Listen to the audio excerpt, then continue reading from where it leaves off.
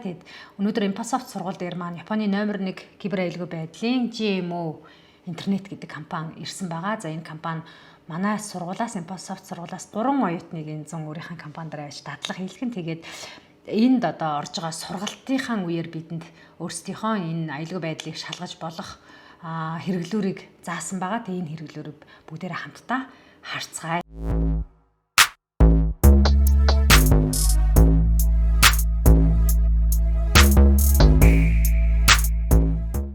Дүн шинжилгээ хийсний дараагаар танд мэйл очно гэж бүгдээрээ мэйлээр нь ороод харцгаая. За энэ линкэн дээр дараад ороод үзэх юм бол за таны пассворд 3 газар алдагдсан байна гэж. За нэг нь нөгөө миний өдөр тутамдаа хэрэглэдэг Canva маань байна. За Canva бол 2019 онд алдсан гэдэг бол ковидоос өмнө миний нууц үгийг алдсан байна. Нэг удаага халдлагад өртсөн байна гэсэн. Үүнээс хойш сайжруулалтыг хийсэн баг.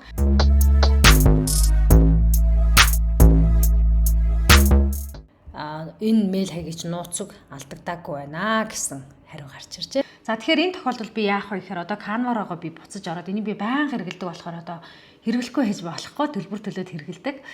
За тийм болохоор би Canva-роо буцаж ороод өөрийнхөө одоо нууц үгээ солихоос аргагүй болж байна.